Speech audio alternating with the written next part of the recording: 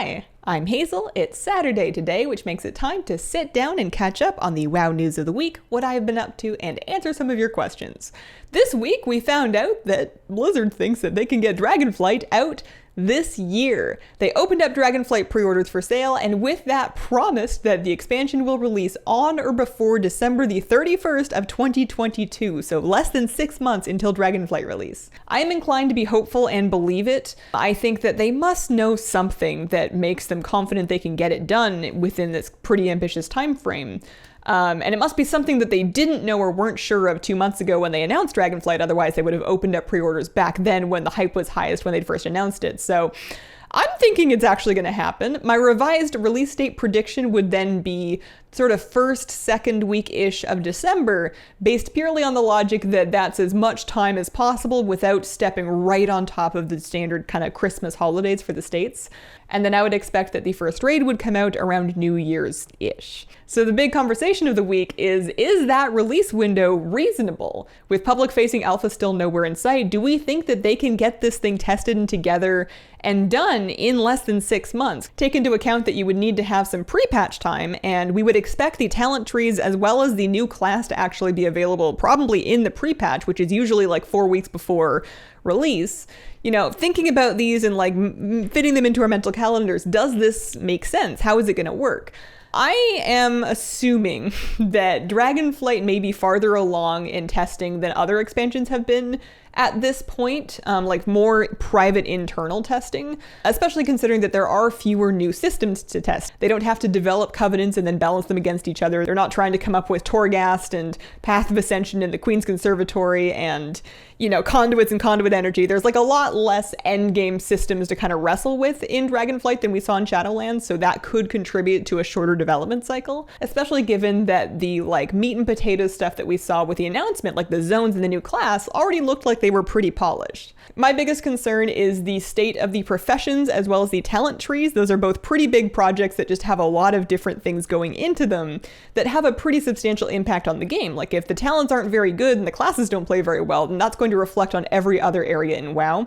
The bright lining there is that talents and professions are something that they can and most likely will continue to work on even after Dragonflight comes out. So if the expansion launches and there's like some pain points in the talent trees, that's something that I can see them getting on top of and fixing pretty quickly. But it would be real nice if everything was in decent shape when the expansion actually came out so that they didn't have to.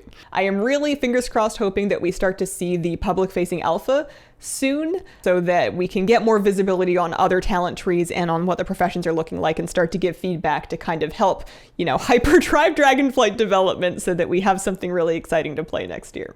The next question is, what does this mean for Shadowlands Season 4? We still have a whole other season of Shadowlands planned, with the raids being remixed in this fated raid system.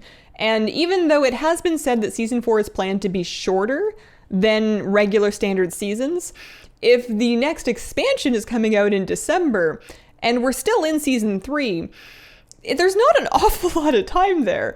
You could easily see Season 4 being like only a 3 or 4 month season, and if that's the case, remember that you've got 3 different raids that are all rotating through, so each raid might only get like 4, 5, 6 weeks of actual fated time, assuming that it's only a couple of months of the last season.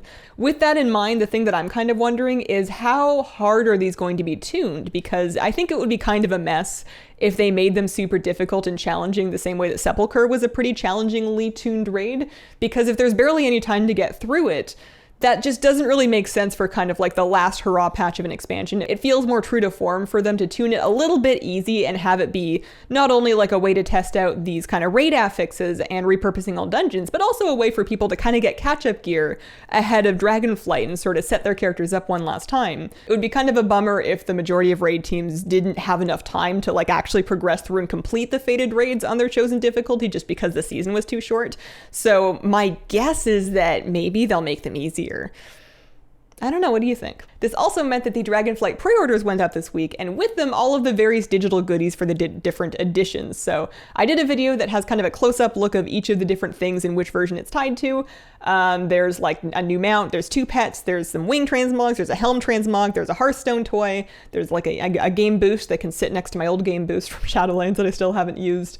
30 days of game time in the top edition. The Drax pet, it's worth noting the Drax pet that you get for any of the editions as long as you pre-order is huge. He is genuinely taller than a gnome or a mechanome and probably a goblin if not a Vulpera. This thing is massive even without a pet biscuit, so that's fun. It's like extra characters running around. And then the Midsummer Fire Festival has come back to live WoW with some actual new stuff to get. So if you are a collector, there are 3 new toys from the Midsummer Festival this year. All 3 of them are on the vendor, the holiday vendor just for Burning Blossoms, so you can do kind of your lap of bonfires and then go buy the new toys. There's one for 50, one for 100, and one for 150. That doesn't take very long at all. The Fire Festival batons and the insulated insoles are both pretty fun, kind of like waiting around for your raid to start toys. And I showed those in more detail in their own video this week because I made some videos this week, just itty bitty ones. Look at me go. I'm a real YouTuber.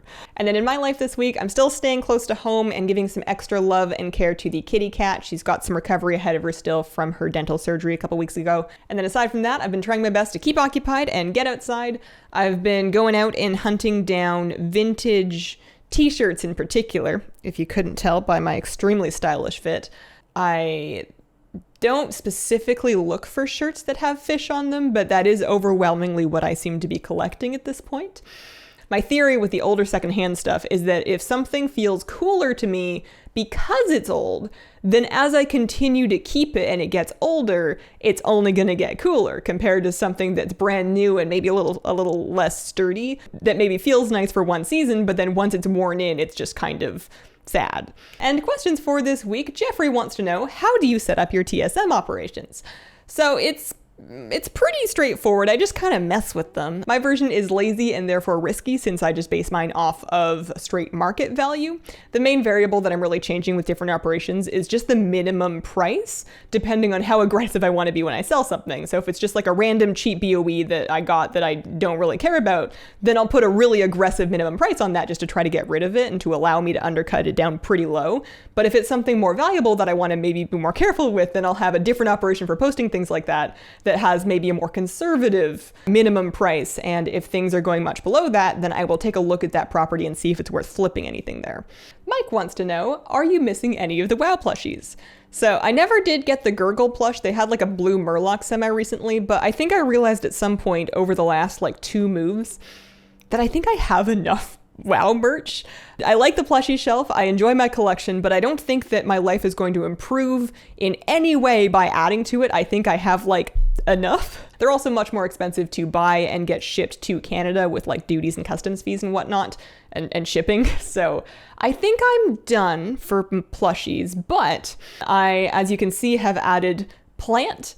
And I may try to like work in some grow lights and just get more plants going on back there because I spend a lot of time in this room and I enjoy hanging out with plants socially.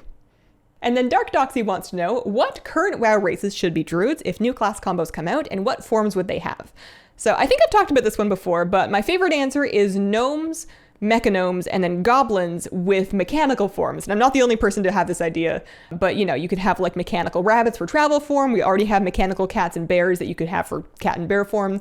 For Moonkin is a little harder. I'm sure you can come up with something, but I like the idea of them using like Sunfire and Moonfire through like lenses to like focus just the regular sun. I don't think that's a very likely scenario, but it would be pretty cool. And that is my favorite answer for whenever that one comes up. And that has been the week. Thank you very much for watching. If you have any questions for any of this video, please pop them in the comments and include the word question. I appreciate you guys, and I hope you have a wonderful, wonderful day.